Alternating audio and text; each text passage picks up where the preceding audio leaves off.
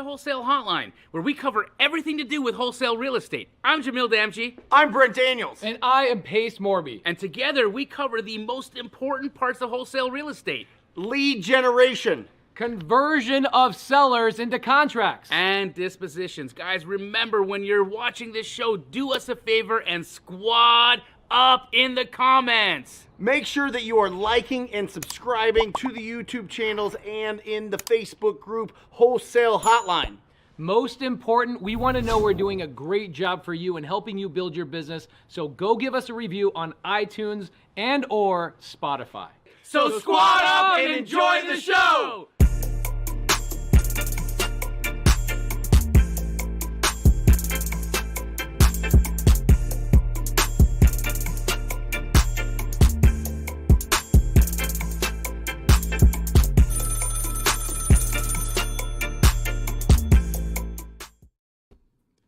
Here we go. Wholesale Hotline number 131. Here we go. What's cracking? Let's go. Where is Pace? I'm right here. Hey, what up, Mr. Morby? What's up, guys? How you doing? Can you hear us? I can hear you great. He's frozen. Are we frozen or is Pacer frozen? You're frozen. We're frozen? Nah. Is he messing with us? Yeah. Welcome, everybody. Wholesale Hotline 131. We are breaking down all of the basics of wholesaling. All of the basics from A to Z over the next several weeks. We're going to do one where we really deep dive into the basics, and we're going to answer a lot of questions. So this is going to be really critical for everybody to jump on here and ask questions. We promise we will do our absolute best. We don't always do the best job at answering the questions that are on there, but we're going to do our best to get to as many questions as we can so that we can provide as much value as we can. Trying to throw a ball in a studio and nobody wants to catch it. I got a note today, guys, that asked if we could keep all pitching to the last 10 minutes of the show. What do you think about that? In terms of what? Like Any kind of events, any kind of anything, sure. Any kind of pitch. Let's lead with a tremendous 80 minutes of value. In the last 10 minutes, just go bananas with anything that we got going on because we got some exciting things going on. Absolutely. Awesome. Well, first off, let me tell you guys about my challenge. just messing with you. What's up, Pacer? Hey, guys. Nice to see you, bro. Nice to see you, too. I'm getting reverb, just so you guys know, from audio. Got it. From yours or ours? So I've never had this before when I'm on Wholesale Hotline with you guys, is that I can hear my own voice coming through the speakers. So are you guys adjusting to the audio situation over there? 1 second. And also, I would turn both Brent and Jamil's mics up. Your guys' mics are very quiet. Is that better? How's that? So much better. There we go. You were supposed to be here, so I had it set up different. Stay on your toes, twinkle toes. Pace, it was fun hanging out with you in Miami, bro. Yeah, that was pretty epic. Great time. Masterminds are fun, man. Like we got invited to one with Grant Cardone, and we got to really interact with some super high level people. Networking and just connecting with other folks is, in my opinion, one of the key principles to building your wholesale business. And when you say that you go out there and you're sitting there, Grant Cardone's talking to you, you guys are like absorbing it like a Robert Kiyosaki type of deal? Or is it like, hey, let's sit and introduce everybody and like mastermind here? It was both. So, of course, Grant was super transparent and showed us a lot about what he has going on in his life and in his businesses, and God, is it ever a machine? But we were also in the room with other thought leaders, and we had tremendous opportunities to talk to them about what's working in their businesses, how they're monetizing their leads, how they're growing and scaling their companies, all information that we get to bring to the rest of you guys to share if you are at that process of your business. Love it. Let's talk about wholesaling. Yeah. Let's talk about getting some deals. Let's talk about the 3 ways to get a deal. Okay. We've talked about it a lot on this show, but I think it's very, very, very critical to open up with how do you find deals? How do you generate opportunities where you can go and you can lock up the most incredible deals in your marketplace? Just like our friend or our good friend Dolph DeRoos says, the deal of a lifetime comes around about once a week. It's such a great quote. Isn't that great? Yeah, man. It's true. It's interesting because I get to spend a lot of time with Pace and I get to see some of the deals he's working on. And it's true. Pace will actually pick up the deal of a lifetime actually more than once a week. And at Keegley, we'll do the same thing. And so it's truly just about staying steady and consistent in your lead generation and following up with people. And if you can put that to action, the results are impeccable. So you go out and you've got no money. You're starting all over. We're doing this whole game again where you have to get a deal in the next week. Okay. Like they've taken everything from you. They've cleared out all your bank accounts. You can't have anything back unless you get a deal locked up and sold in 7 days. How do you go about it? Well, I have no bank account. I have no money. No money. So I can't even put out earnest money. Nope. All right. So since I don't have earnest money, that locks me out of doing a deal direct to seller, or it locks me out of doing a deal direct to agent, unless I can convince my seller or my agent to allow me to deposit my EMD after inspection period, which many people actually do. So I could do agent outreach, but I feel like if I really just want to string this together and as quick as possible, I need to eat the lowest hanging fruit. That would be a micro flip. I would go and I would JV with another wholesaler. I would start in Facebook groups. I would find out where I had access to some buyers. I would go into some Facebook groups. I would start sending messages out and I would start talking to people who had potential opportunities. And then I would go and find some potential buyers by looking at tax records. I would go to software like Privy. I would pull their buyers list. I would go to a software like Batch Leads.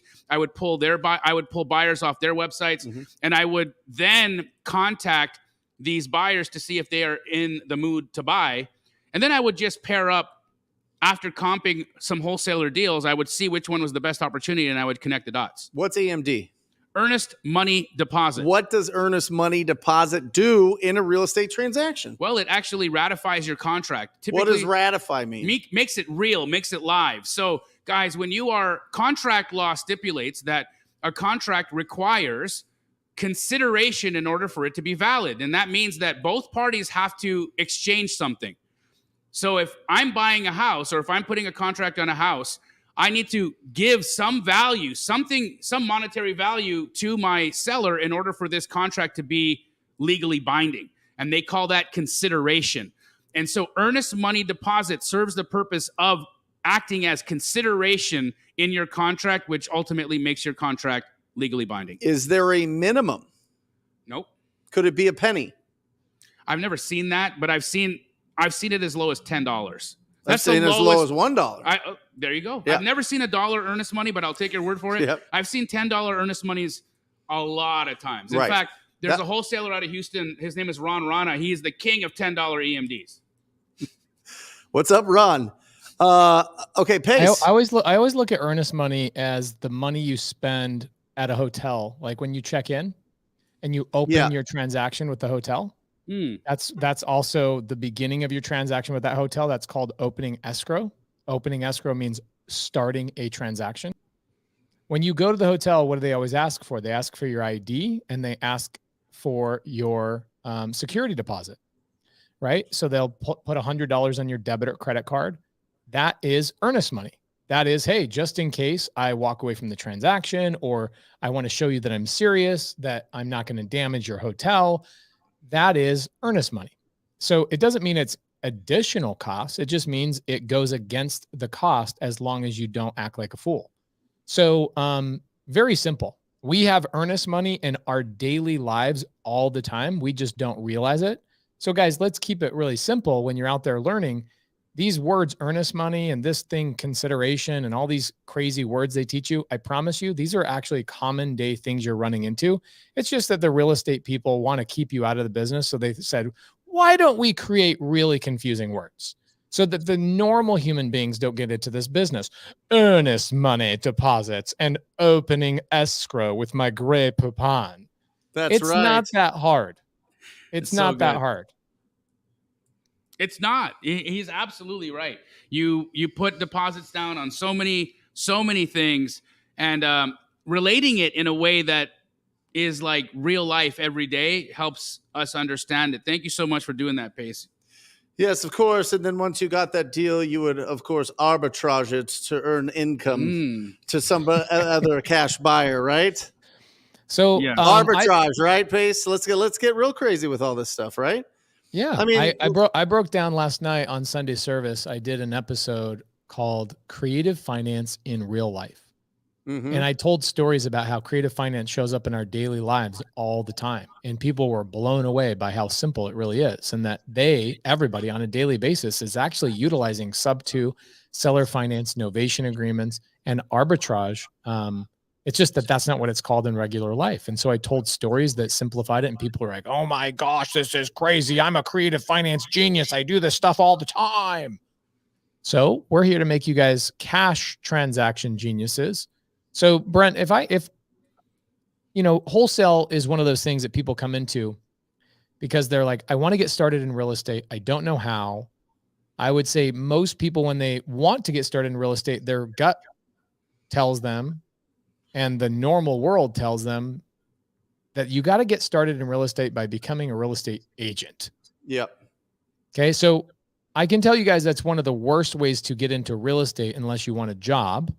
If you want a job in real estate, become a notary, become a title or escrow officer, become a lender, or become a real estate agent. That's a really great way to have a job in real estate, and there's a lot of money to be made in those.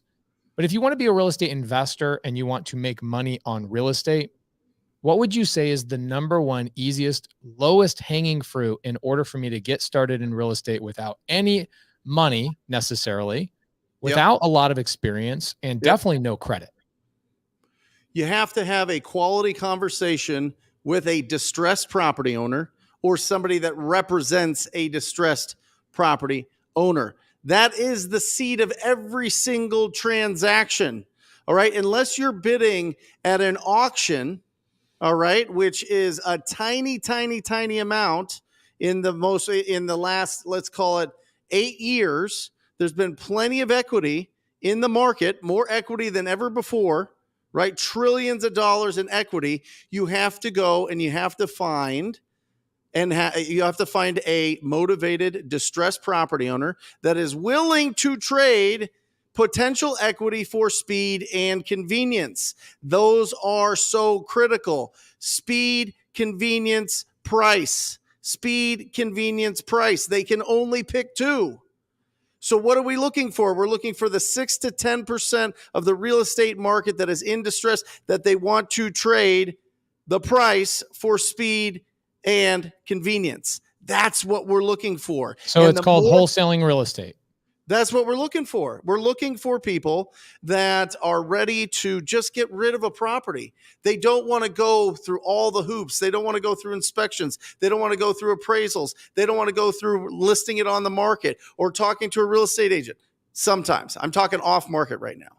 But I'm just telling you, you have to have, it all starts with you actually getting on and talking to people. It is just the absolute facts. And when you do that, that actually turns into your education in this business. Can you put the white pad on here? I don't write as well as Pace. I got this hotel analogy going on real fast. Do you guys mind if I jump? It's like my mind is now spinning on this hotel thing. While it's fresh on my mind, think about this. Yeah. If Jamil, Brent, and Pace all want to go stay at a hotel, the hotel is our seller. Okay. And we're all three. We know there's like hotels are on fire. It's like everything is hot and it's really hard to get a hotel room. Okay. So we're competing over the same hotel room on the same day. We're all competing with that seller or that hotel. Are there multiple ways to get a hotel room? Can I go directly to the hotel? Yep. Yep. Okay. So that would be called direct to seller. Yep. Can I also go through a booking agent? Of course. So that would be direct to agent, right? They get a fee for introducing you, right? And they're a booking agent. So that's direct to agent. Now, let's say that we're the hotel. Brent, Jamil, and myself all show up at the hotel at the same time. Jamil's gone through a booking agent. Brent Daniel's gone directly to the hotel. I got a referral from somebody else saying, hey, I know that hotel has an opening, run over there. There's one last room, right? So a wholesaler refers me to the hotel. We all three got there with three different situations. The hotel says, how serious are you about having this room? Well, I don't know about you, but if the hotel has one room left, are they going to be happy when Pace says, well, I don't know how serious I am. I need an inspection period. I need to go up to the hotel, smell the sheets, check the stuff. And then after I check the hotel, then I'll give you my earnest money. I'll give you my security deposit. Do you think the hotel is going to be more apt to work with me for that last remaining hotel room? Or do you think they're going to work with Jamil, where Jamil says, I don't need an inspection period. I'm willing to put $100 of security right now for this hotel room because that's how serious I am about staying here tonight. Yep. Or do you think they're going to be better? They're going to want to work with Brent, where Brent comes in and goes, I'll give you my full stay all up front, no inspection period, and the security deposit, I'll give you $500. Yep.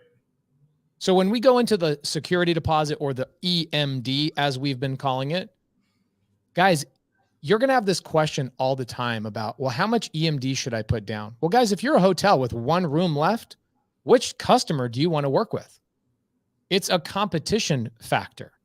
EMD, when you put $10 down like a knucklehead, and I come in and I tell that hotel I'm willing to put $500 down or $1,000 down, who do you think that seller believes is more serious of a customer? And I can tell you right now, the bigger deposit, of course. There you go. And here's the other thing. If you go through an agent, let's say Travelocity or one of these places, and they go, hey, Jamil, I'm going to refer you to the only hotel in town that has an empty room. What do you think you're willing to pay for a security deposit and an inspection period? And if Jamil says, well, I want a 20-day inspection period and I want a $10 EMD. That booking agent's going to be like, are you kidding me? This is a relationship I have with this freaking hotel. I'm not going to freaking put you in touch with them, you knucklehead. So EMD is actually a very important aspect of this whole entire thing. Our job, those are three different ways to run into the same deal, right? You have direct to seller or direct to the hotel. Brent goes directly to it, knocks on the door, cold calls them, billboards, whatever it is that he's got to do to get in front of that seller. Jamil goes through an agent. That's his strategy. He's like, dude, they already know all the hotels. They've done the research. I'm not going to go and do the research. Have the agent bring me the empty room. And me, I'm sitting there going, I need a referral, right? I'm working with wholesalers on their dead leads. They've been all over town trying to find stuff, and I'm working on the dead leads. There's so many different ways to get in touch with that hotel. And your EMD is not just a requirement. It's also a negotiating strategy. Absolutely. How do you like that analogy, by the way? It's great. Love it. I'm going to use that one. I'm going to write that one down. So when you're wholesaling and you're trying to get in front of these sellers, Brent says that there's 3 ways to get a deal. What are these 3 ways for us to go out and get a deal, Brent? Is it direct to agent, or are you calling these things 3 different things that we can categorize so people can like really compartmentalize what we're talking about here? It all comes down to the way that you communicate with the property owner. Yep. You could have them call you. Yep. So you That's can pay called for marketing. Yep. Okay, that's number 1. You could pay for people to call you. You put it out there that you buy houses, you buy it cash, you do all these things. You do bandit signs, you do billboards, you do direct mail, you do pay-per-click, you do all those things to get people to call you or to reach out to you to come into your world, okay? That's the first way. It's awesome. It's really high quality leads, but everybody knows about it. Anybody could click a button and start sending out mail or start a website. Okay. So 1, do you have the budget to be able to have people call you? Number 2 is get referrals, right? Become the person in your marketplace that is known for doing these deals, right? This is your crew. This is your 30 real estate agents, investors that refer you 4 deals a year, and you do 120 deals a year from this referral database because they like you, they know you, they trust you, and you make them a lot of money. Don't forget that part. So that's the second way. The third way is you got to be proactive. You have to go and call them or talk to them. You either go to the door or you pick up the phone, right? You can go to the door. It's seasonal, right? It's really seasonal. But you could also just pick up the phone and call these people and start having that conversation and find out, Pace and Jamel, if it's an actual lead. If Right. it's actually somebody, a lead is somebody that's made the decision that they are going to sign a document that transfers ownership to somebody else. The beautiful thing, Jamil doesn't wait around for this, doesn't nurture these because he's already working with a lot of agents and investors that have already signed these contracts, already have these people that have made that decision. Right. So when you get a lead, it's a short timeline. When I go out there and I pick up the phone and I call them and have a quality conversation, it could be 90 days before they're ready to make the decision. They want to make the decision, but the first thing I have to discover is, are they an actual lead? Are they an actual lead? Are they going to trade the price for speed and convenience? Now, again, when you're working with real estate agents, it's just as long of a lead time at times because Sure. they may not have a suitable property for a specific wholesale transaction. Now, Right. guys, remember when we're talking about wholesaling houses, there needs to be some potential in the property to add value to it. Yep. And that's one of the things, one of the Potential major equity. potential equity. One of the major ways that I've seen people mishandle this whole transaction is they'll go off and they'll just see a house and they'll say, "Oh wow, this house has been available for some time now. They've been trying to sell it for 6 months and Yeah. nobody wants to buy it." But then you look at the property and you can see, well, it's been remodeled. It's retail. I love that. It's just overpriced. And so we try to fool ourselves into thinking that this could be a possible wholesale deal. It's not. It could be a possible rental. It might be a creative deal, but it's not something that we're going to wholesale cash. It's not going to be a cash offer deal because this house is in too nice a condition. So first and foremost, sometimes real estate agents just need to get that distressed property into their hands. Mm-hmm. And so it's going to take you 90 days sometimes of following up with a real estate agent before they're going to produce a house that has potential equity in it. And can I just hit on this real quick? Can you just pull this up full screen, Matt? Not just on the back screen, but on the full screen so we can see this very clearly. Guys, I am telling you, this took me a while. I don't know if you can see. Education plus action equals results. That's what we've learned in school. Get educated, get in there, understand the terms, understand everything, and then you can take some action and get some results. That does not work. Because you get stuck in the education loop, and then you start thinking about all the different ways that you can, be perfect at this, and you procrastinate, and you're like paralysis by analysis because you don't want to screw anything up. What I'm challenging you all is your education comes from the action plus the results. When you go out there and you just start picking up the phone and calling on property owners that have these rough looking houses, ugly houses, and you start building up your experience and your skills of communicating effectively and pre-qualifying these property owners, you get the education. That is your education. You have to charge forward. You have to take action. If you are stuck in the education loop, nothing is going to happen. Nothing. Stop staying on the podcast. Stop staying on the shows. Stop staying on the books. Just go out there and make a difference in your community. And it starts with you having courage to go out there and try something that's really awkward, really challenging, really scary. But if you feel that punch to the gut, that's when you know you're doing the right thing and that you're going to go and have some really positive change in your life. Awesome. So stop sitting around. Charge. So we have marketing. What's another way that we can get leads for potential deals? Marketing, referrals. And being proactive. And reaching out. Things like door knocking, driving for dollars. Yep. Awesome. Yeah. That's the only 3 ways. Either you buy that conversation to come to you, you get a referral for being the man, And then, or you go out and you be proactive. And if you don't have a budget, you have to either get referrals or be proactive. And to be proactive, to get referrals, you have to be proactive first. This is what you did. You called up every real estate agent. You called up every investor. You called up every wholesaler to build Keegley. Absolutely. There was no secret sauce. It was just action. It was action and creating relationships for deal flow. For me, and not everybody is going to agree to this, but for me, the calling homeowners was more difficult because I knew that I wasn't going to be able to create more long-lasting relationships. Yep. See, I've at the time was very limited in my thinking. Since getting to know Pace and getting to know you, I've seen Pace be able to take a seller and turn that seller into a private money lender. Sure. and find multiple uses for a seller, which is incredible. The way that I've always seen sellers is that it's a very transactional relationship. Yes. And so my way around a transactional relationship was to build relationships with real estate agents and wholesalers because I knew that they would bear fruit over and over and over again. Yep. To answer that question, what do you do when you've lost everything or have to start over? Is just make a call. Just make a call. You know that there's a neighbor down the street that has a vacant house. Call them. You can get the numbers at batchskiptracing.com. You can get it right now. No problem. You could probably pull it up on True People Finder if you want to have zero budget, not spend the 14 cents, right?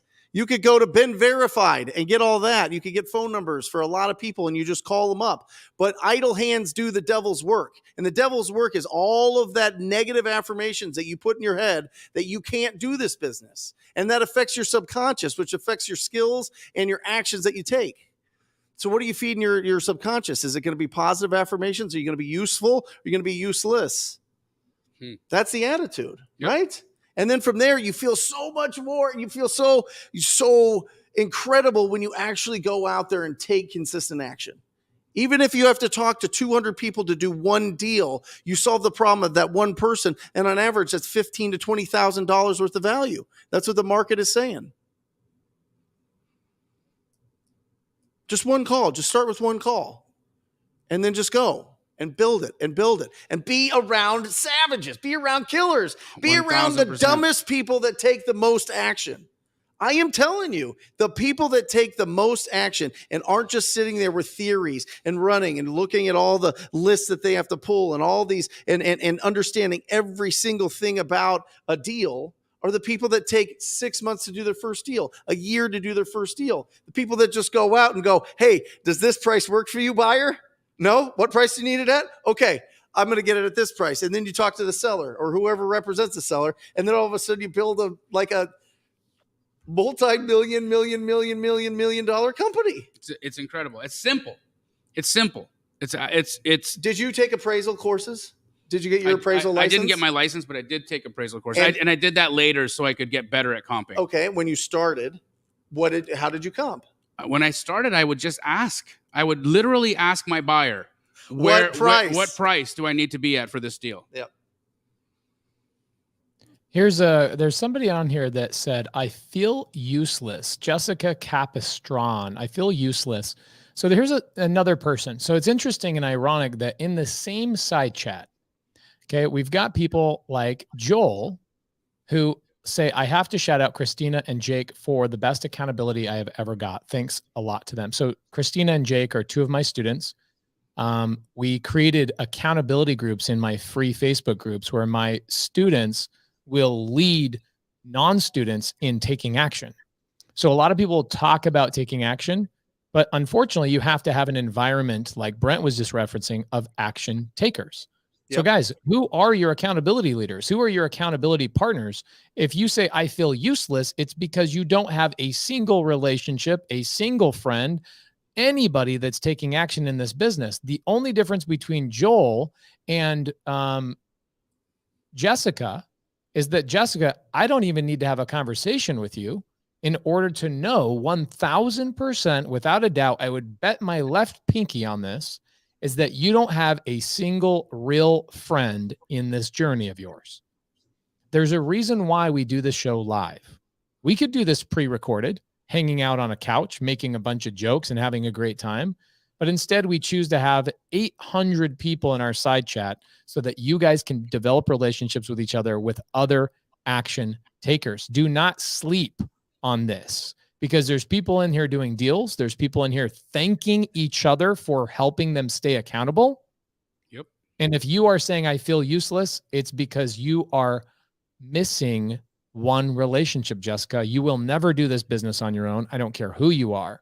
I have never personally done a deal in my whole tenure in this business. Never once have I done a deal by myself.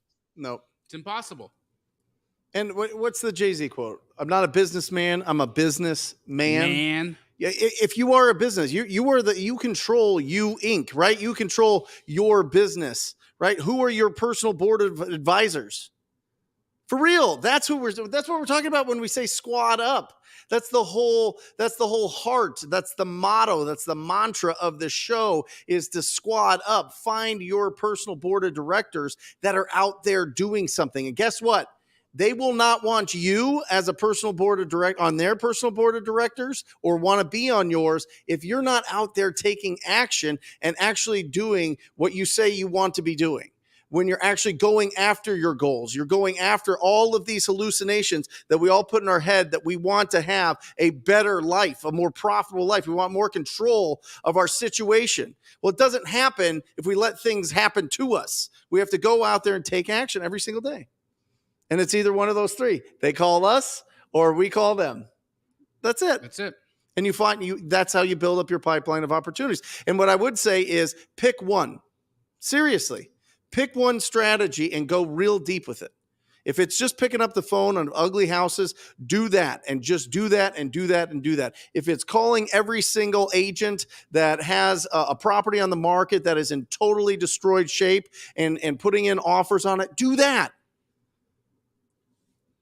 If it's going and talking to every major wholesaler in your market and saying, hey, listen, do you have any dead leads that I can call? I will sit in your office. I won't bug anybody. I'll be super proactive with really good energy, and I will call every single dead lead that you have, right? That's what you said, Pace, right? That's what you would do if you were dropped in the middle of nowhere, had to get a deal in 7 days, no money, no earnest deposit, none of that? I do it even with money. It's one of my favorite things to do. I love it. Right. Because it's profitable. Yeah. Yeah. Here's a question. Speaking of wholesale, right? Between all three of us, Jamil's doing a significant amount more wholesale than anybody on the planet. But Yep. Brent, you're doing a good amount of deals. My team Yep. probably does between 6 and 10 wholesale deals a month. I acquire a lot. I fix and flip a lot. What is the average assignment fee that we're seeing in this country right now? So if I want to build this business, right? What I'm getting at is this. How do I reverse engineer? If I want to make 20 grand a month in wholesale, how many deals do I have to do? How much money is that going to cost me? And how much time should I put into this in order to get to a point where I'm consistently making $20,000? I think that's probably a pretty good number for most people. So let's ask that question and let's reverse engineer that. If my goal, let's start with Brent. If my goal is to make $20,000 in my pocket, how many deals do I have to do to get that? And how many phone calls, let's say, do I have to do to achieve that? And how much time should I allocate to accomplish that? Love it. You typically shoot to make 10%. Okay. And it just depends. That's direct to seller. If you're splitting it with somebody, if it's going through an agent, I think that it's probably, 7% is realistic. But I would say we always shoot for 10% of the purchase price, right? And so it depends on what market you're in. You're going to get bigger deals in markets that have higher prices. So if you want 20,000 and you live in Huntsville, Alabama, and the average home price there is 175,000, you should be shooting to make 17,000, 10% on every single deal. Now, would you be fine if you made 7,000 on every single deal because the buyers are being a little bit tighter now? Sure. You just have to see in your market, what are the prices that the buyers are paying, and are you able to negotiate and make 10% yourself? That's what we always shoot for. It takes you personally, 200 conversations with distressed property owners to get a deal. Typically, you can talk to 10 homeowners an hour if you're using a dialer, if you're not just hand dialing. So if it's 200 to get, and you can talk to 10, that's 20 hours of being on the phone, making calls to distressed property owners and asking them if they would consider an offer. From that, 20 of them will say yes, they are selling or some form of that, or how much will you give me? And then that'll boil down to one deal, the statistics show. And we are in Phoenix. Love it. Jamil, UZL has a really great lead in to you. Says, I just started calling agents last week and I have 3 properties under contract and working on 2 seller finance deals. Amazing. Just in a couple of weeks. So Jamil, I know that working with agents is your primary. Nice job. That's your primary lead source. Correct. What would you say is the average agent related wholesale deal, and how much time, energy, outreach, how many conversations, all that kind of stuff could I back into and reverse engineer in my business? It's a great question, Pace, and it's actually shifted since the market has adjusted. And so prior to the slowdown in the real estate market, we were seeing on average $23,000 assignment fee for direct to agent across the nation. And that was average amongst our franchises and our corporate stores. Awesome. Since the market has shifted, the average assignment fee for the last 30 days has been between $9,000 and $14,000. So we've gone down roughly $10,000 in half. Yeah. And since the shift. And that's just because, of course, real estate agents they're quicker to adjust and pivot, but sellers are still a little bit stuck on old pricing. And so we've had to get a little bit more aggressive, and buyers are getting a little bit more conservative. So there's compression on the pricing. That means that our fees are getting smaller. It's just adjusted. But we do so many transactions that we have enough data points to see that shift immediately. Okay. Guys, are you guys getting value out of this? If you are getting value, if you feel like this is getting you closer to your goals, and make sure, one, you're subscribed to all of our channels, and make sure that you hit that like button. All right? Love it. Love it. So check this out. Dream Apparel asked the question, where do we get the list of who to reach out to? There's multiple different ways to do this. This is why it gets so confusing. By the way, 822 people here today. Wow. Watching live. We've got 3 different YouTube channels and a couple of different Facebook groups we are streaming simultaneously into. We will probably hit close to 900, maybe 1,000 live simultaneous viewers. And how many people are downloading this on a monthly basis, Brent? 120,000 listens, not just downloads. This is actual people that are listening 75% or more of each podcast episode, because it's not just this show that we put on the podcast. We also have individual shows that we all contribute to, whether it be from Pace, Jamil, myself, and Jerry Norton. How fun. 7 days a week. Wow. 7 days a week. What explosive growth. And that's all thanks to you guys. We appreciate the support. Absolutely love it. So here's a question for you, Jamil, because this leads into one of the things that you're working on right now. Jose Ramirez says, I've listened to countless hours of podcasts. I haven't taken any action. Mm-hmm. So you're saying I can get a deal in a week because I'm broke. Mm-hmm. Well, Jose, Jamil's got a good answer for you. I personally believe that one of the greatest ways to get a deal is to jump involved in a community activity such as a challenge. Something where hundreds, if not thousands of other people are collectively taking the same actions simultaneously, directed by somebody who's doing a deal. Jamil has done 2 of these challenges this year. I believe he's wrapping up his last challenge of the year, coming up pretty soon. And Jamil, you are essentially giving people homework on a daily basis over how much time in this challenge, and when does this start?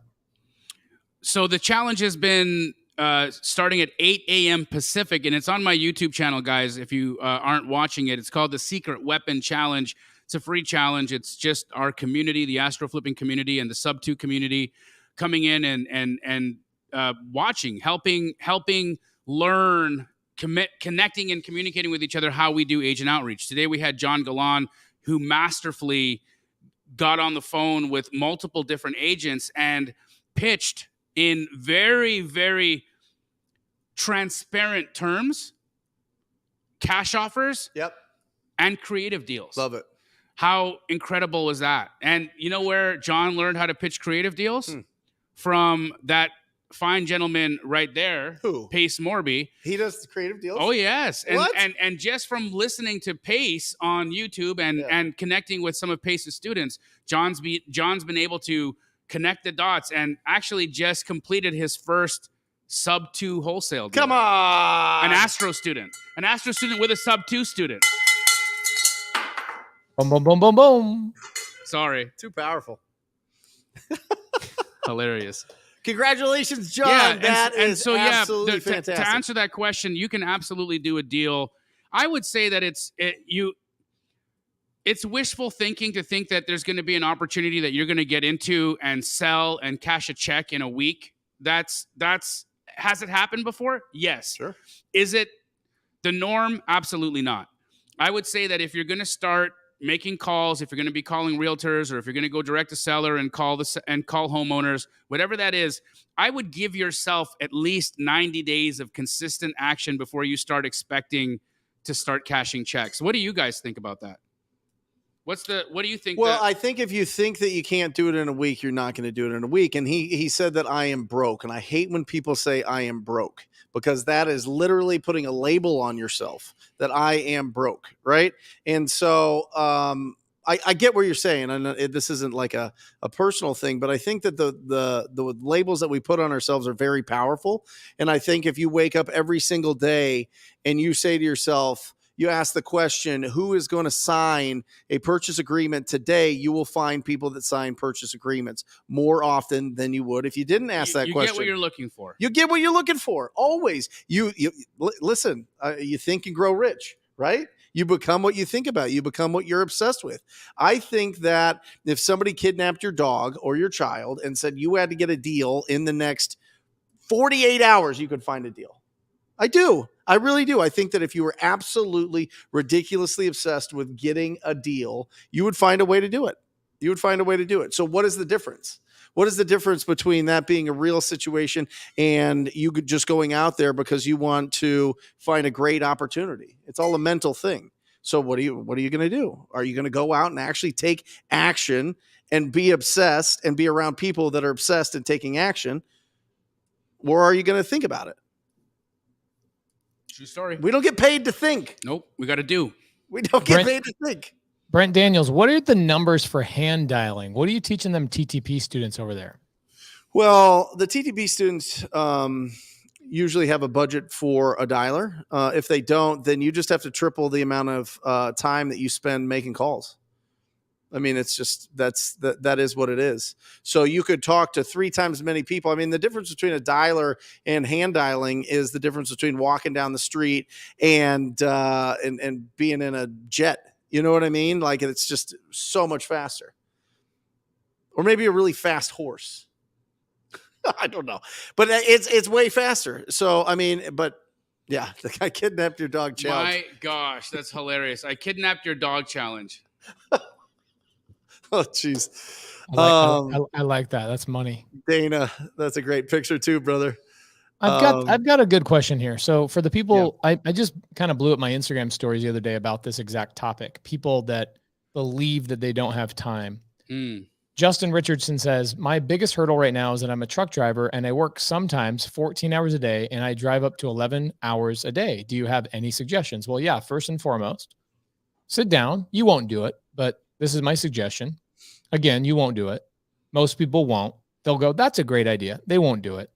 Sit down and actually do an audit on your calendar. Most people in here are not even using a calendar. 850 people in here, I would say 800 of them are not using a calendar.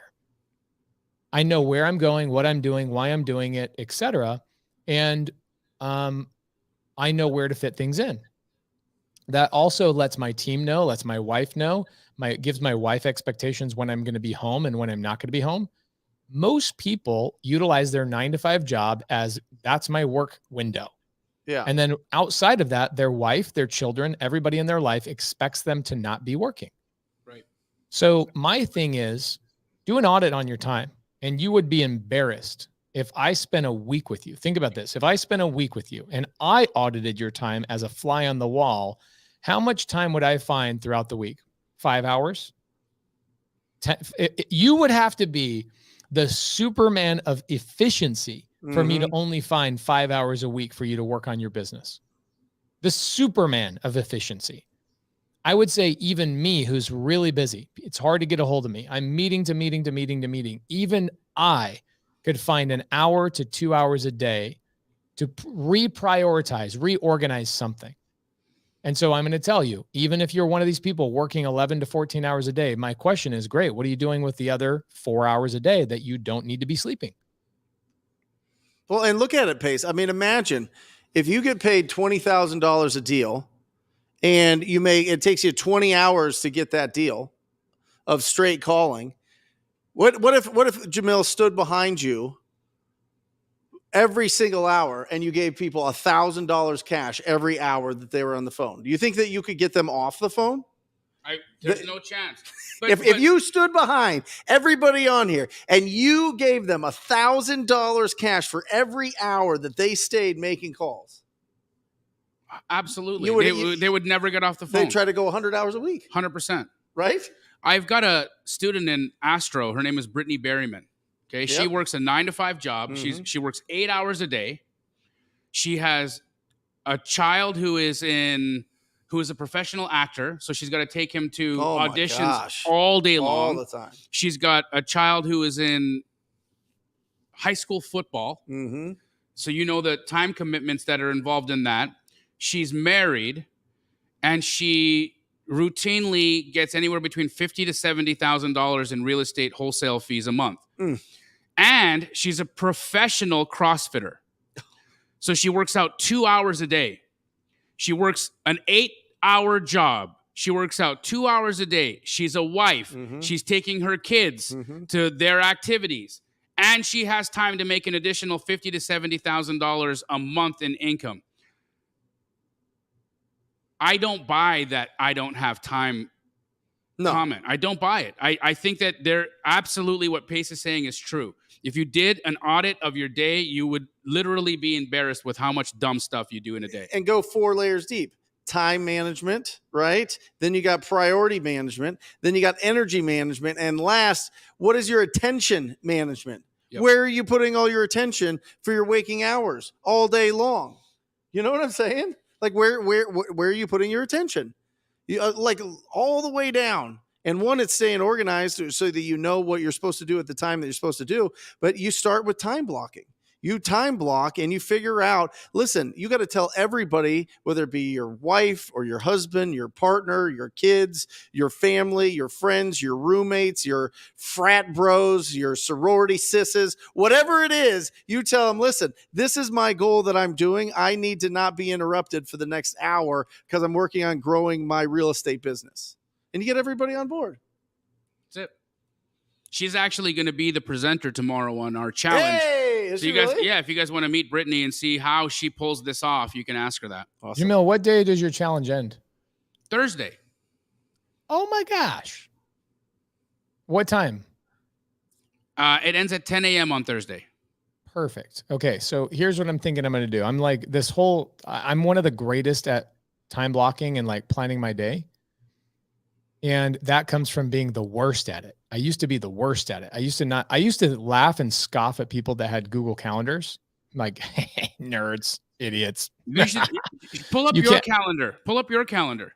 You want to see my calendar? I do. I know I've seen it, but I want people to see just how much you pack into a day, because I see it and it makes my head spin. Here's what I'm going to do is on Thursday. So I planned out my week. I do it every Sunday. Spend 2 hours on Sundays. Typically, I didn't do it this Sunday because I just took basically the whole day off with the kids, but I did it today because you and I had the TV show off And so I did it this morning, planned out my whole week. I know where I'm going, what I'm doing, why I'm doing it.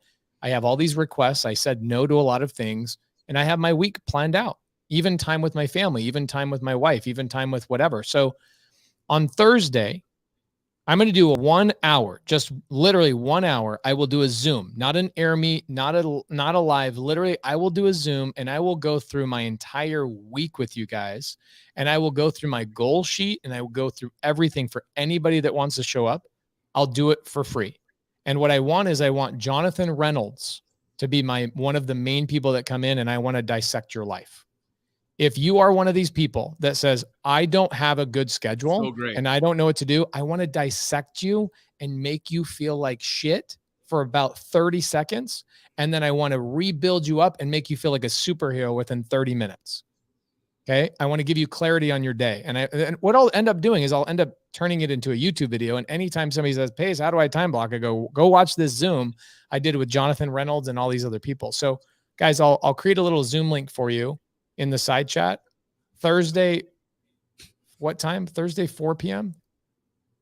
How to plan your life, not your day, but your life. And I'll do it Thursday. Give you guys the link. Jamil, your challenge ending Thursday at 10 a.m. At 10 right? a.m. Yes, sir. Okay, so I'm going to do a Zoom Thursday at 4 p.m. and I'm literally going to go an hour. That's it. I'm going to go an hour because I don't have any other time besides that because my whole day is planned. This is literally the only hour I have to spare, and I'm going to give it to Jonathan Reynolds.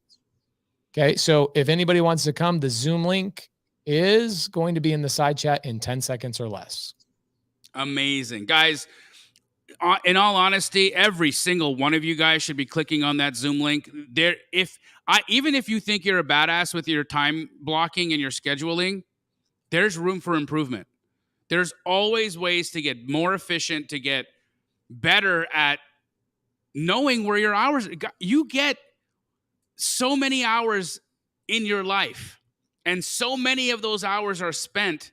I mean, a third of it is asleep, right? Yeah. And if you actually counted out how many hours you shower, how many hours you eat, how many hours you poop, how many hours you sleep, you'll realize that your waking life is not a lot. And so you should be damn efficient with the hours that you have available. So I think that all near 900 of you should be attending that Zoom to get more efficient with your time. Here's an interesting thing too. People that have 9-to-5 jobs, you're just not efficient with your life. What you're doing is you're doing one thing at a time, all the time. I'm doing 2 or 3 things simultaneously. Like if I'm going to read a book, I physically Jamil reminded me of Think and Grow Rich as like one of his favorite books. So I bought the physical copy and I go on my morning walk with the book as I read. Like I'm literally reading the book as I'm walking. Okay. Or an audiobook. I'm not just chilling, listening to an audiobook. I'll do garage work. My son, Asher, and I yesterday took a load of stuff to the Goodwill. And the whole time I'm listening to a Brent Daniels podcast, literally. Okay. I'm always living the law of duality. I live in one day, 24 hours. I will sleep typically 6 to 7 and not really. I'll sleep 5. Sorry, guys. That's one place where I don't suggest you try and compete with me. I just sleep less than you guys, and I wake up early and I do a whole bunch of crazy, amazing stuff. But everything else, all the other time that I have, the other 18 hours, I don't have a lot of time that's wasted. My wife and I hang out a couple hours every night with the kids in our room, cuddling in the bed, watching shows, laughing, having dinner together. My wife and I had lunch together. Guys, I hang out with my wife more than people with 9-to-5 jobs hang out with their wives. My wife travels with me. My kids travel with me. We go to church together. We go on drives. We go do a lot of things together. If you guys audited me, you would still find places that I waste my time, but I choose. I even plan to waste my time. It's okay for me today because I was off the TV show. I'm going to go get a haircut. I'm going to go do this. I'm going to go whimsically go choose something. I'm going to go fill up my truck, take my daughter to Circle K because she loves getting these freaking juice things. It's okay to have wasted time. It's just not okay to have wasted time and then say you don't have time. That's the only thing it's not okay. So Did you guys see that interview with Carlos Reyes and Bradley? Not the entire one, but I plan to watch So it. there is an interest. I just barely saw a little clip, and Bradley was saying, "How much time do you have in a day?" And Carlos is like 24 hours. He goes, "Well, I have way more than that." He goes, "What do you mean?" He goes, "Well, I employ 100 people, and they all work 8 hours a day for me." that He goes, is very "I true. have 800 hours a day of things that I am working towards with my goals because I am leveraging other people." So we're not just talking about here on Wholesale Hotline doing a deal here or there. You can build a incredibly profitable real estate business if you stay in it long enough to build a real business. And that is when you replace yourself. That is when you have this thing rolling and you still have your goals and you've got other people working towards it. If you have a job right now, you are working towards somebody else's goal. Just, it is what it is. Yes. So why That is don't you true. put as much effort into working on your own goals? You would not be on here. You would not be on this show watching this right now if you did not have that beautiful brain that says, I do not want to work for people my whole life. I do not want to be average. I do not just want to do the same thing that my family has done for generations and generations. I want to break the mold, and I want to be the example that I leave for all my loved ones, friends, family, neighbors, whoever that I can influence in my world by being positive, by taking a lot of action and being wildly profitable and building real wealth. That's an interesting perspective on how much time you have in a day, right? Absolutely. I never had heard that before. No, it's brilliant. I never heard that before. I thought that was fantastic. Yeah. So, I mean, think about it, Pace. I mean, think about all the different businesses you literally could stop working right now. You could stop working. I could stop working right now. Right now. Literally right now. You know, that's an Just interesting live topic life. too. Do you guys know We could have all our connected- time. We could kick it. Heck We yeah. could do the 4-hour work week. I wouldn't be fulfilled, I'll tell you that. Yeah, I have no desire for that. No, I don't either. The motor's too. The motor's going, bro. Yep. You know what I mean? That was the most interesting part of this last couple of days at Grant Cardone's office. Was I met Ross from Connected Investors, the guy who sold Connected Investors. What a great story. Sold the business for $125 million to a big title company. He ends up, after taxes and everything else, he ends up netting about 50 mil, okay, in his pocket. He goes off, he buys a cabin. Regular guy. He used to be like a BMX sponsored guy, creates this software, goes and sells it, nets out 50 mil, is like, I'm done, I'm retiring, et cetera.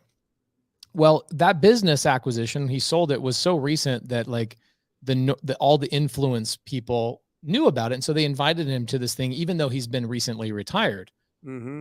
Dude, literally within 3 hours of being in that room of all these people doing things and creating things and employing people and changing the world, he stands up and he's like, dude, I'm so glad I'm here. Like the engine just won't turn off. Like I don't need money ever again, but I'm here to create. Like this is to me, like for the biblical people, there's some people that are religious and some people that are not, but this is an interesting analogy for me. Somebody says to me like, well, man, when is enough enough? Like, I'm like, huh? Do you think that Jesus was like, hey, here, you're healed. And somebody was like, yo, dude, you did enough. You're done. You're done. You're good. You did enough. No, there's a purpose. While we are all here for a very specific and unique, individual specific reason. And so there's people that are out there to employ and lead and change the world.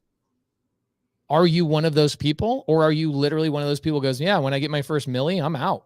I'm paying off my house and I'm never going to work again. I hope you're not one of those people, because you didn't go through all that turmoil, that angst, the anxiety, the stress, the pressure, and everything else just to make a couple $1,000,000 and go, I'm out. I'm done. That's the person the world actually needs. It's the person who's accomplished something, who has the guiding light to send people down the same exact path. So guys, you don't quit. You just get better and more efficient. I mean, Brent Daniels in a lot of ways probably has one of the best lifestyles I've ever seen.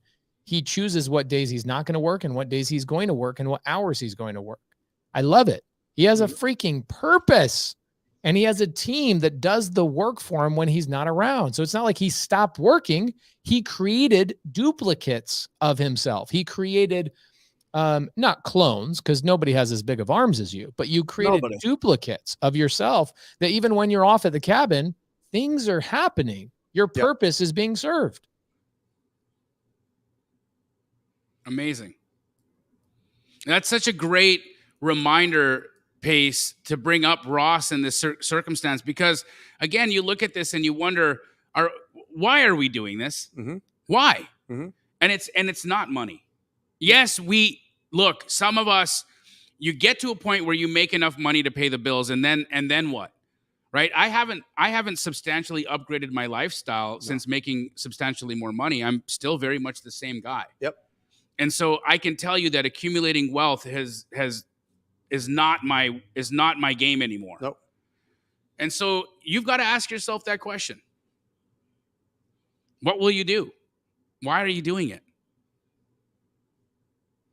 Yeah, because you're going to have to face it. You're going to have to face all of the fears, all of the anxieties, all of the, you're going to have to, all the rejection, all the emotions of this business, and keep doing it year after year after year after year. And sometimes you do the boring work.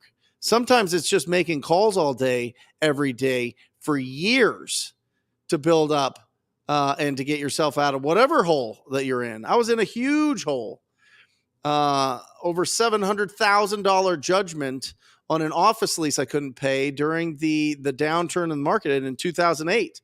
I had signed an office lease for 10 years for 9,000 square foot in the Scottsdale Air Park, and I couldn't pay it after 9 months. They sue you for the rest. That's what happens. And so getting out of that and losing houses and losing cars and doing all these things, don't get to the point where you lose everything before you start really putting the efforts into this business. Like, just start going, start charging after your goal, and stop looking around at everybody else. Just charge it down and stay focused. Ugly houses, big checks. Seriously, just stay focused. That's the theme of the year. There's Mara. So a new investor is getting involved in wholesale. Yes. We've now covered what lead generation they would be employing to get their contracts. Yep. What's the next step? Well, after you get your lead generation going, you need to convert those leads into a signed contract, into a signed agreement. And that breaks down into 3 parts itself: pre-qualifying, lead follow-up, and your offer presentation. And this doesn't matter if you're with an agent or if you're going direct to the seller. Those are the next 3 parts. Do you know the condition of the property, their timeline to sell it, their motivation, and their price? Those are the 4 things, the 4 pillars of pre-qualifying every seller every single time. And if you're just getting started and understand that that is the skeleton of every single conversation, is the condition, timeline, motivation, price, and I suggest you do it in that order. Condition, timeline, motivation, price, you figure those out. You know if you have somebody that has a likelihood of doing business with you, and you don't waste your time hoping that somebody is going to be convinced to sell to you at a discount, because it never happens that way. It never happens that way. So pre-qualifying, making sure that what you have is that, and for people that are looking on market deals, pre-qualifying would be making sure that there's some potential there, that there's actually a wholesalable deal here, that this is a distressed property that needs work, that somebody can go in and do some renovations to and increase its value and be able to sell for a profit. So you need to be able to find, that's part of the pre-qualification, right? Is this actually a property that fits the bill for what we're trying to accomplish here? So you pre-qualify them, you do your lead follow-up. You do your lead follow-ups. Because 90% of the time, it's going to be lead follow-up. 95, 99. On direct to seller, how many contacts would you typically say you need to have with a homeowner before? Minimum 8. 8 contacts. On agents, it's interesting. It's 8. Yeah. I'm telling you. They're human beings. What a thing, guys. Yeah. You've got to touch people 8 times minimum before they're going to produce a deal. So you do your lead follow up, and then you do your offer presentation. And everybody's like, you need to know the cleanest ways to close deals and all of this. If you pre-qualified them and you did your lead follow up, the natural progression should be you closing that deal. Now, could there be other competition? Should there be some other people telling them, what to do with the property? Sure. There's always going to be objections. But if you write down the objections and you write 2 ways to overcome those objections, then you feel more powerful. But you're not even going to know those. You're going to practice things like on the fly when you're on an appointment with somebody. Like, figure out what these objections are going to be and then come up with 2 ways to overcome them and get those deals closed. And then from there, and we're just talking just building wholesale, just doing some deals. We're not even talking about the different strategies that you can use for different creative financing or the sub-2s or all these other things that you can do on the appointment to be able to serve these people. We're just talking about straight cash offers as is for these properties that need some love. That's all we're talking about right now. Laura says, babe, how many people are watching in total? Guys, we've got 900 people watching us live right now between a couple of YouTube channels and a couple of Facebook groups. We used to not stream to the Facebook groups, but we realized not everybody has YouTube. And so Facebook groups actually really help out. So guys, welcome. Really appreciate you. Appreciate the comments. Appreciate the love. And what I think we should do is, because we've asked you guys to leave good reviews, and I think we've got 400 or 500 good reviews on the podcast, but I feel like if we ask you, you don't do anything. So I'm just going to say, thank you for not leaving more reviews. I appreciate it. It's great. We want to keep right around there. Don't even bother, guys. We don't need them. Yeah, we don't. So don't even think about it. 900 total on the hotline. That's right. 2 years ago, we got 900 for the first time with Max Maxwell. That was our first 900 episode. That was gangster. That was a really great episode. Okay, cool. Ooh, check this out. Asher is working at a seller finance to sell a couch for more money. Will accept payments. He's currently working on that right now. There's so many little side hustles to make money on, guys. My gosh. Did anybody see that post I made about Asher's trailer rental business? So cool. I'll get like 7,000 to 9,000 people watch my stories, but people were sharing that like crazy. I had like 20,000 people end up seeing my stories yesterday. Like people that haven't seen my stuff because the algorithm's suppressing you as time goes on. It was bonkers. That I should like bring Asher on like an episode talking about how to do the certain thing, not Wholesale Hotline, but another episode of one of the things I'm doing. There's so many ways to make money. He's currently arbitraging a trailer that's not his and renting it out and making money. And people are out there saying, I'm broke. I get it. My son has a unique advantage, as he should, because he has a father that cares. But you also have 3 brothers that care about you on this screen. We're desperately trying to get you to make money. You've had the same advantage my son has. In fact, I don't think I've ever spoken to my son as much as I've spoken at the Wholesale Hotline screen over 200 episodes. Wow. You know what I'm saying? Like how many hours do you think we've put into Wholesale Hotline over the years? A good 500 hours? Yeah, it's 131 episodes. We are 90 minutes each, an hour and a half each. So what is that? 131 times 1.5. 131 times 90. 11,000. 11,790 minutes. 196 hours. 196 hours. Okay, I've talked to my son way more than that, but how still. How many days is this? How many days is that? I don't know. Asher and I don't actually talk a lot. I usually am like, hey, Asher, do this for your mom. Hey, Asher, do this. Hey, Asher, do that. Hey, Asher, go get this vanilla milk for Corbin. And he's just a great son. He's an amazing, amazing human being. Jamil, you hang out with Asher a lot. He's not a big talker. When he just is a fun-loving, amazing guy. He's he's good to have in the mix. He's the best. He doesn't say a lot, but when he talks, it's always hilarious and awesome. And also, he's a very sweet boy. I mean, Pace, you guys have done an incredible job raising Asher into be like a stand-up guy. And for a teenager, I mean, he's polite. He takes care of his sisters. He's nice to other people. He's making money. I mean, we'd all be so lucky to have a teenager like He's that. going to be the next Jamil Damji, dude. I'm telling you. Freaking telling you. Maybe if he eats a little more. Yeah, my wife says he's an observer. There's a Peter. lot of people that are observers. That is very true. Very, very true. Yeah, this is interesting. Lisa King says, I cannot even watch as much content as you guys create or curate. Good. So here's the goal of that. You don't have to watch it all. You need to know what your next step is, right? So like, wholesale is a wonderful business. The next step, everybody should be asking themselves right now. Everybody, we've got 900 people watching right now. Ask yourself this question. Are you currently generating enough leads, AKA opportunities, in your business today? And if the answer is no, then you don't need to continue to watch any other content except where do I generate leads from? Because as Brent intelligently, eloquently lays out at the beginning of every show, this business is about 3 things. And number 1 is lead generation. It is how to get leads. In fact, understanding the business is actually not even one of those 3 things. Because what did you say, Brent? You said action plus results equals education. That's right.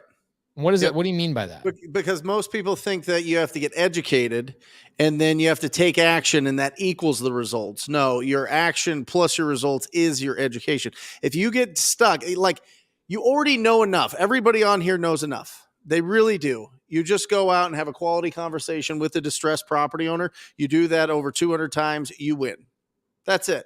The thing that's holding you back is the 199 people that are going to reject you and throw something at you that you feel uncomfortable with and make you feel like you're not getting anywhere and you're not just charging forward and just taking action until it works itself out.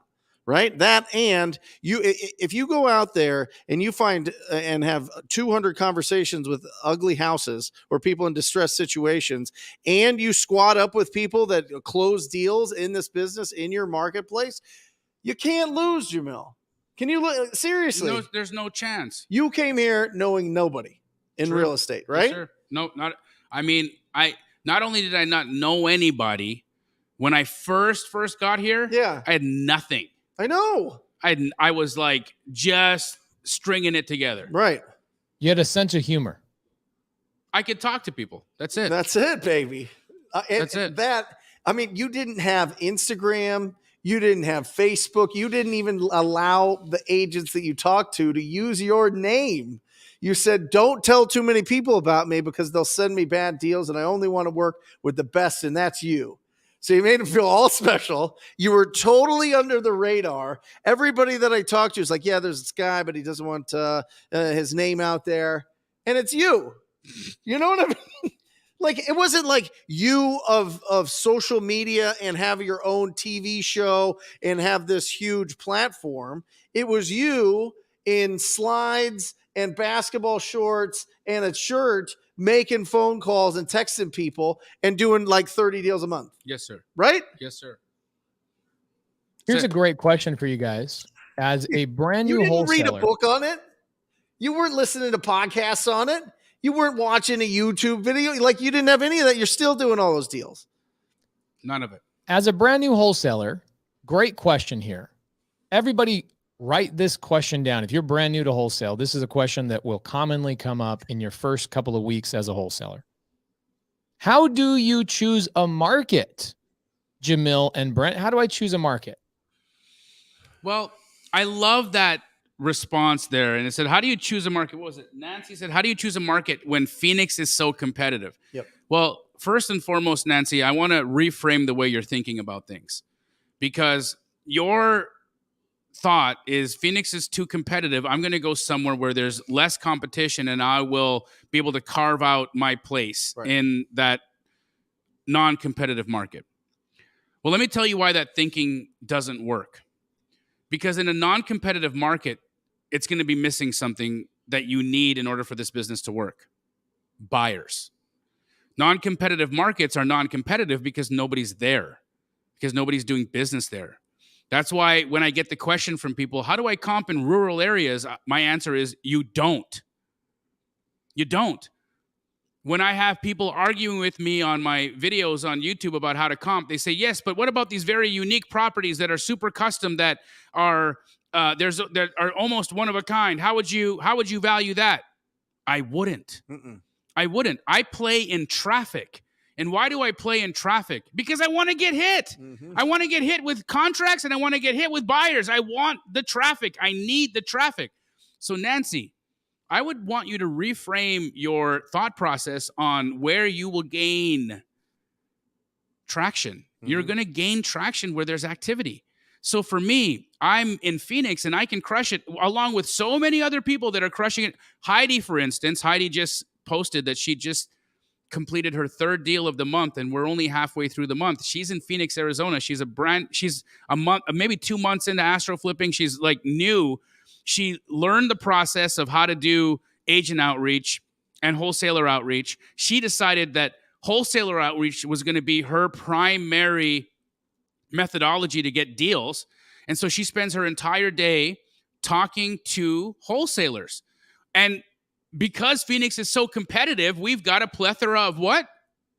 Buyers. Wholesalers and buyers. And so it's so easy for Heidi. And lenders. The And other thing that lenders. people don't realize is we have the most competitive lenders in the nation. Yep. And in the that nation. allows, yeah, of course. And what does that allow her to do? It allows her to be in a highly competitive, liquid business model, business area, business territory. So I absolutely that you need to go and find or carve out. You're not going to be a king shit of Turd Island. I'm sorry.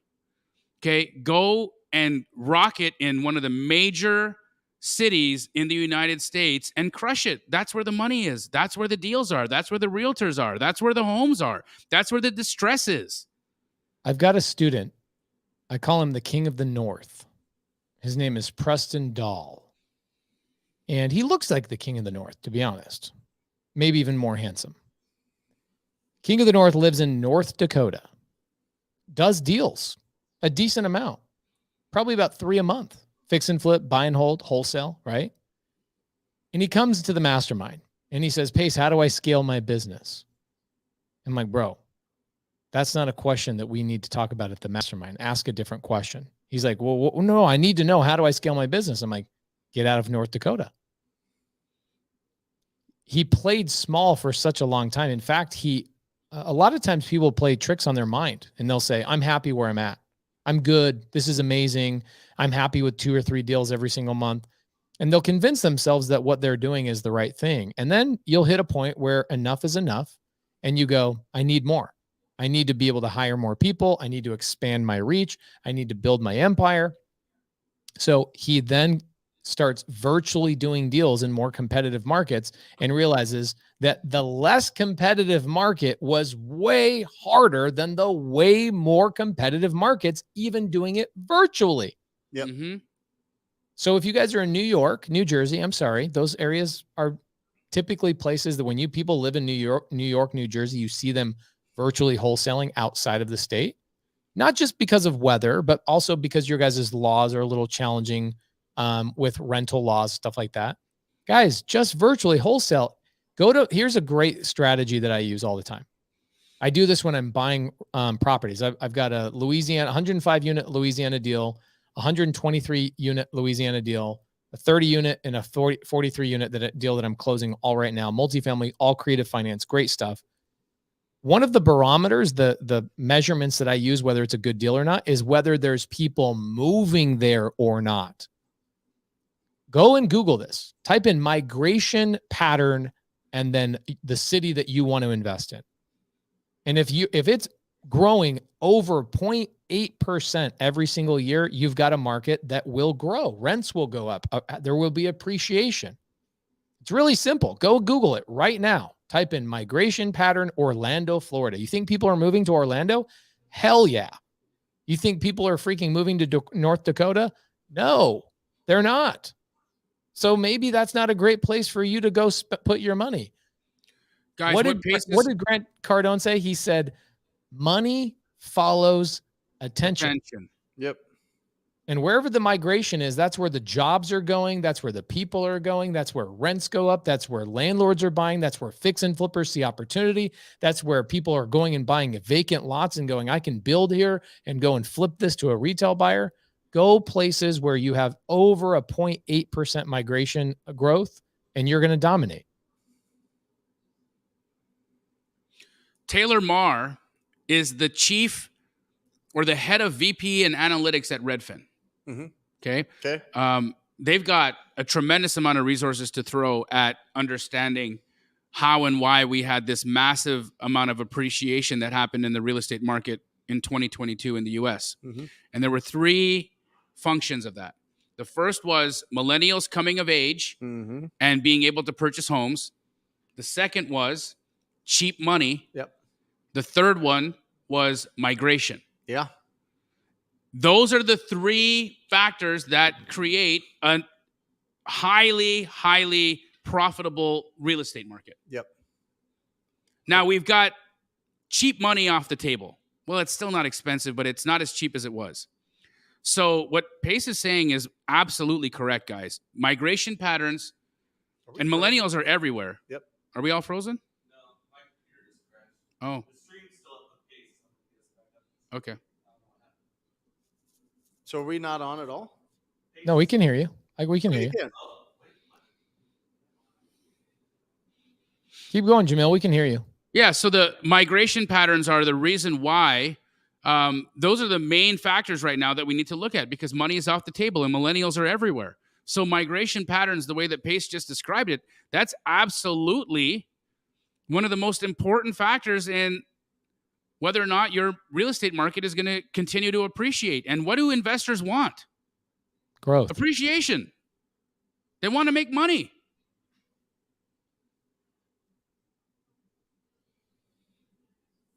Yeah, I mean, look at this, guys. It's not hard to figure this out. You can see where the hottest markets are. Look at Florida, by the way. Can you guys see this on your screen? Yes, sir. You guys are frozen. Can you hear me, Pace? Yeah, I can hear you. Okay, good. Can you see this on your screen? Yeah, we do. So Florida is probably a good market to go into, right? Jamil, you were just saying to me the other day, Tampa and Orlando are like hot for you guys and have been for a long time. Super hot. So kind of hard to miss there. The Carolinas are hot. North Carolina, all of North Carolina I've experienced has been hot. I've experienced great rental growth. Great. We just bought a big asset in Charlotte. That was great. Atlanta, dude, your guys' Atlanta franchises are blowing up. Mm-hmm. So a lot of Atlanta. Do you think Alabama in Montgomery, Alabama is probably a great place for me to go, or maybe Tuscaloosa, or should I go focus on maybe Birmingham areas? Birmingham, I've heard, is a tremendous place to invest in and do real estate deals. There you go. And then same thing with our good friend Ty Taylor is out there. Flipman. Yeah, right. And then here's Texas, like all of Texas. Guys, go where the growth is. Austin, Houston, Dallas, right?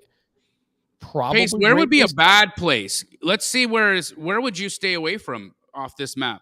Where would I stay away from? I would stay away from most places in New Mexico. I would stay away from most places in Kansas, except for maybe Topeka.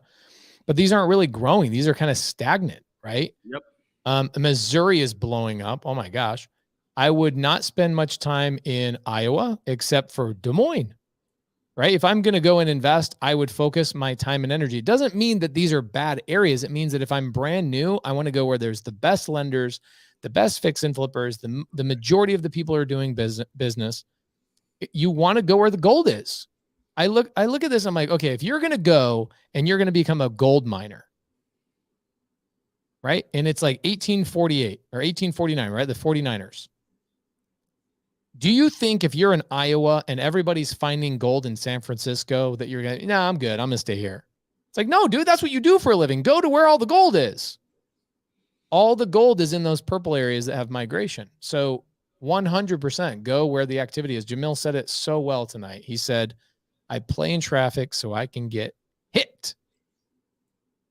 That was great.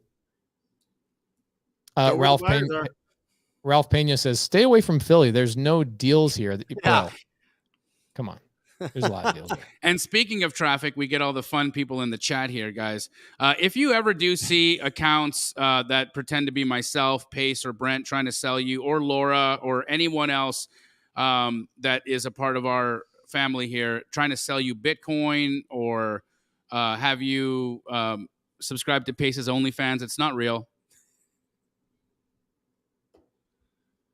Angie Ramos says, Pace, where'd you pull that map up? Guys, do yourself a favor and type in, go to Google and type in migration patterns US. And you'll see the US Census Bureau. They're really, really good. And then you'll have 50 other websites that all have this information. It's super easy. I have a student, David. He lives in Abuja, Nigeria, 22 years old. I'm going to be interviewing him on the podcast on Wednesday. I attempted to do a call breakdown with him last week on my Wednesday show on my YouTube channel, and he's closed 5 deals. 5 deals from Abuja, Nigeria, in Houston, Texas. Incredible. He went where the buyers were. Yep. He calls all day long, and he's building up this incredible business. 22 years old. And he's like, I don't understand why everybody isn't just doing this. He doesn't understand why people would have fear of doing this. He doesn't understand why people would hire somebody else to do this until they learn how to do it themselves. Anybody can do this. Amazing. I got Dimitri Van Camp. I interviewed him. He's from Belgium. He's done 400 deals in the last 3 years. Wow. 400 deals. That's over 100 deals a year. Absolutely. Himself. Zero employees. Amazing. All himself. Where does he go to do his deals? Where there are buyers. He plays That's in traffic. the number one thing that I have 8 or 10 TTP family members in Tel Aviv, Israel. And they all go find where the major markets are that have buyers. That's it. Like, guys, quality conversations with distressed property owners or people that represent distressed property owners over and over and over and over.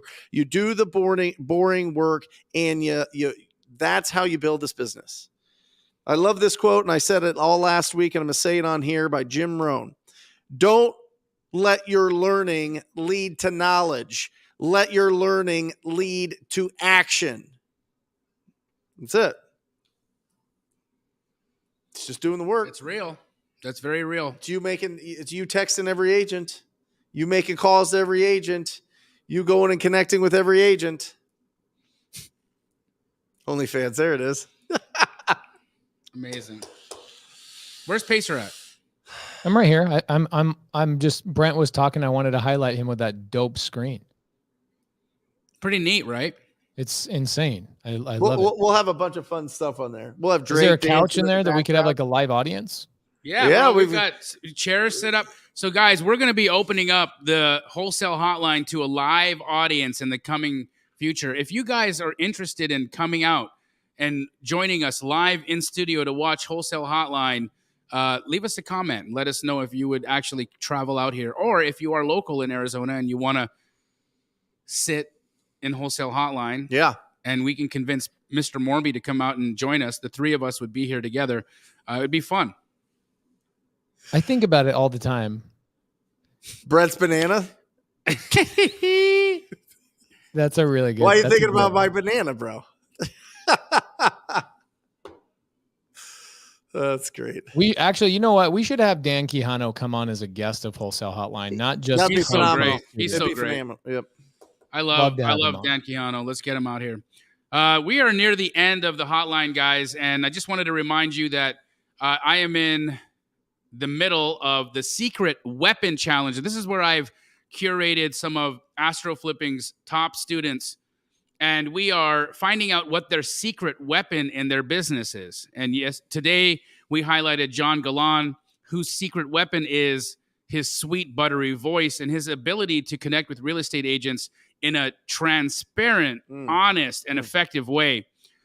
Tomorrow we'll have Brittany Berryman, who is going to teach us how to build better buyers lists. So if right now you've been suffering from your hedge funds turning off the tap, if your buyers are disappearing because of the market turn, and you want to find out how to find some better buyers, you want to show up to Brittany Berryman's Better Buyer Workshop tomorrow on the Secret Weapon Challenge. You crushed that. That was a tongue twister. It was good. Can you give it to me one more time? Brittany Berryman's Better Buyer Workshop tomorrow on the Secret Weapon Challenge. Crushing it. And what do you got going on, Brent? Join me live. We are going live at 10 a.m. Pacific Standard Time for 2 hours on the Brent Daniels YouTube channel. Join us for that show on Wednesday. It's going to be absolutely incredible. Make sure that you jump on that. If you have any questions that didn't get answered today, you don't want to wait much longer to get an answer for that. Pacer? I have one thing going on this week, and it's the time blocking 1 hour that I'm doing on a Zoom where I can share my calendar with you guys. I can bring some people up on Zoom, and I'm going to dissect your guys' inability to time block once and for all. And I'm going to put it on the YouTube channel so you guys can go back and listen to it, watch it, etc. But if you guys feel like you want to learn how to time block and manage your life, come in on Thursday at 5 p.m., 1 hour. I'm literally doing 1 hour. It's the only time I have all week long. And I know because I time block my shit. Come hang out with me Thursday, 4 p.m. Arizona time. By the way, if you ever ask what time zone, there's only one time zone as far as I'm concerned. It's Arizona, because we're the only knuckleheads that don't change our time twice a year. Arizona time, 4 p.m. Guys, Thursday. before we wrap, say that one more time, Pace. I'm sorry I stepped on you. No, bro, I got it out. I'm good. I wanted to congratulate our friend. So, you guys heard Snoop Dogg bought Death Row? Oh, yeah, I heard about this. You guys hear about Snoop Dogg bought Death Row? Yep. And he belonged. He deserved to buy Death Row. Why? Because Snoop Dogg built Death Row, and so he absolutely deserved to buy Death Row. Well, it came to my attention and Pace's attention the other day that Wholesale's Snoop Dogg, Mr. Brent Daniels, is the new owner of Wholesaling Inc. Guys, the Wholesaling Inc. brand is now with the man who built the brand, Mr. TTP himself. He bought the brand. He owns the brand. It's back where it belongs. Death Row's owned by Snoop Dogg. Yeah, baby. Congratulations, Brent. We love you. We're so proud of you. Back where it belongs. The man, the myth, the legend got Wholesaling Inc. back. Rhino Tribe. I'm coming for you. Rhino Tribe. No. Come on, do it. The old Tom Kroll. Yeah. Rhino. Tom Kroll, Cody Hoffine did a phenomenal job. It was passed on to a good friend, Chris Arnold, and now it is over to me. So it's a huge responsibility, and I love it, and I love that tribe, and I'm going to do my best to guide it as well as I can. So there we go. Hey, ring the bell for Ring the yourself. bell. Let's do it. Yeah! Boom, boom, boom, boom. Bro, Well deserved, bro. congratulations. Unbelievable. Thank you. I gotta have a private phone call with you this morning about it. I'm so freaking excited about that. That was the first mentorship I joined. Yeah. In real estate. And I'm so grateful for TTP. It is wholesale, dude. You know what I'm saying? It's Yep. Wholesaling Inc. Incorporated. That's it. It's amazing, and it belongs with you, bro. Congratulations. Thank you. Deserve that. Thank you. What an honor. Bro, when I heard that news, I was 131. like, that's bananas. It's bananas. It is bananas. It's bananas. Yep. How incredible our life is. It is. Love it. Great job. Love bro. you guys. We'll see you next week. Peace. Or just say squat up. So squat up and enjoy the show. Yeah. Yep. Okay. 1, 2, 3. So squat up and enjoy the show. What are you doing? I didn't say nothing. Why? I don't know. Okay. So squat up and enjoy the show. Cool.